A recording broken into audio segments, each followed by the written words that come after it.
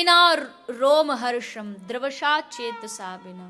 नारद जी कहते हैं वो कथा कैसी जब तक आपका रोम रोम पुलकित ना हो जाए, हर एक अंग से कृष्ण नाम ना निकले। तो शुरू किया सुखदेव जी ने रास पंचाध्याय का पहला श्लोक, और पहले श्लोक में ही सावधान कर दिया कि सावधान, जिसकी आप कथा सुनने जा रहे हो ये कोई गांव का ग्वारिया नहीं है, ये जो महाराज करने जा रहा है ये नंद का छोरा भी नहीं है। कौन है? भगवान अपि तारात्रि। पहला शब्द ही भगवान उपयोग किया ताकि समझ जाइए कि अगर आप इसको बालक और जगत का साधारण मनुष्य समझ के सोचोगे तो आपसे समझने में अपराध हो जाएगा कि अरे ये तो भगवान कैसा गोपियों के साथ रास रचाता है। ये अपराध से बचाने के लिए सुखदेव जी ने सावधान किया, भगवान पिता रात्रि।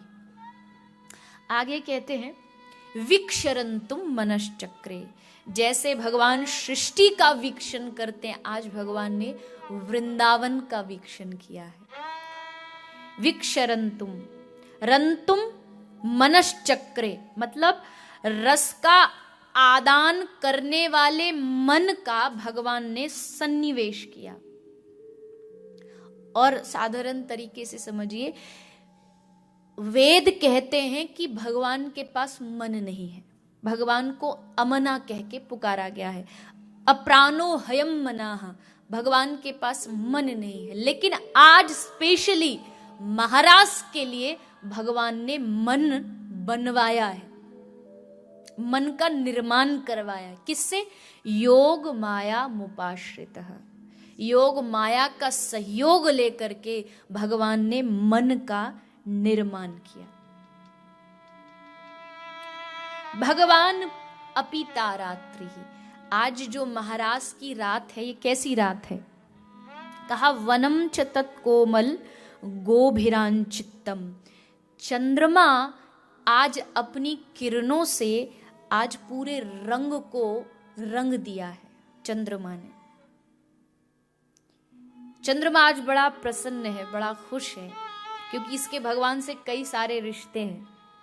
एक तो भगवान को भगवान के मन से चंद्रमा प्रकट हुआ है। आज चंद्रमा भगवान के इस महारास में सहयोग करने के लिए आया है। कई शास्त्रों में महारास को हल्लीशक नृत्य भी कह के पुकारा गया है। इस महारास में कौन प्रवेश कर सकता है? अगला प्रश्न ये है। तो कहा कि इस महारास में कमला अर्थात लक्ष्मी को भी अधिकार नहीं है कि वो इस महारास में प्रवेश कर सके। लक्ष्मी को क्यों?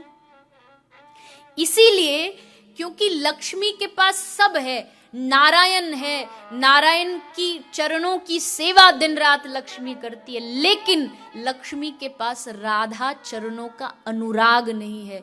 इसलिए बिना राधा चरणों के अनुराग के इस महाराज में प्रवेश नहीं हो सकता।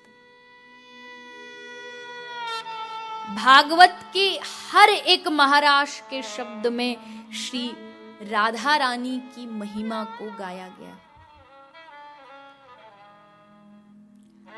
हमको भी हमारी जो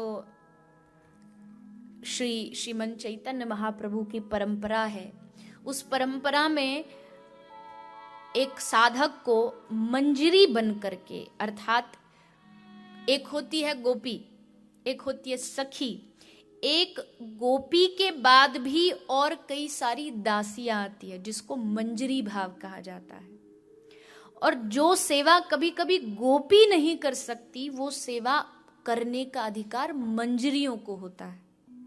अर्थात मंजरी आदेश न दे तो कृष्ण भी निकुंज में प्रवेश नहीं कर सकते, इतना अधिकार होता है मंजरियों का। तो वो मंजरी भाव यही कहता है कि हमको जीवन भर भजन करे और उसका परिणाम ये मिल जाए कि हम श्री किशोरी राधा रानी के दास बन जाएं, उनकी दास्यता हमें स्वीकार हो जाए। भागवत का परिणाम भी यही है कि हृदय में श्री राधा चरणों से अनुराग हो जाए, राधा चरणों से प्रेम हो जाए। और हमारे ब्रज के लोग कहते हैं कृष्ण को पाना जरा थोड़ा मुश्किल है, क्योंकि कृष्ण फिर भी आपके अंदर गुण और अवगुण देखेगा, लेकिन किशोरी राधा रानी